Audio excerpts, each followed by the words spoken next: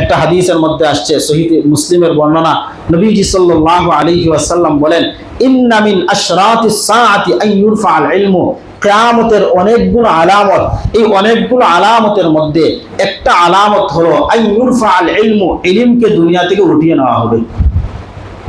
ইলমকে আল্লাহ কিভাবে উঠিয়ে আনবেন?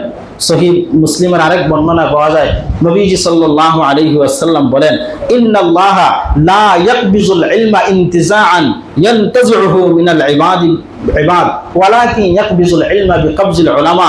নবীজি সাল্লাল্লাহু আলাইহি ওয়াসাল্লাম বলেন, আল্লাহ রাব্বুল আলামিন দুনিয়া থেকে ইলমকে উঠায় নেবেন, একেবারে উঠায় নেবেন এমন না, বরং ওয়ালাকিন ইয়াকবিজুল ইলমা বিকবজিল উলামা, উলামায়ে কেরামদেরকে দুনিয়া থেকে উঠিয়ে নেওয়ার মাধ্যমে ইলমকে আল্লাহ রাব্বুল আলামিন উঠায় নেবেন।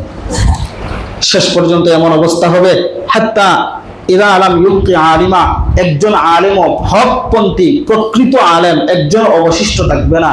ইত্তাখাযান নাসু রুউসান জুহালা, মানুষ তখন মূর্খদেরকে তাদের ধর্মীয় পণ্ডিত বানিয়ে নেবে। মসজিদের ইমাম, মসজিদের খতিব, ইলম কালাম বলতে কোনো কিছু নাই, সামান্য একটু সুর আছে, এমন খতিব আছে না নাই? তো এই জাহেলদেরকে, মূর্খদেরকে তাদের ধর্মীয় পণ্ডিত বানায় আনবে। ফাসু ইলু, তারা বিভিন্ন ধরনের মাসআলা মাসাইলকে জিজ্ঞাসা করবে। ফাআফতাউ বিগাইরি ইলমিন, নবীজি বলেন তার কোনো ইলম কালাম নাই, উল্টা পাল্টা ফতোয়া দিয়ে দিবে মানুষের মধ্যে। ফাদাল্লু ওয়া আদাল্লু, এর মাধ্যমে কি হবে? সে নিজেও গুমরাহ হবে, পথভ্রষ্ট হবে। যারা তার এই ফতোয়া শুনে, তার এই কথা শুনে যারা আমল করবে, তারাও কি হয়ে যাবে? পথভ্রষ্ট হয়ে যাবে।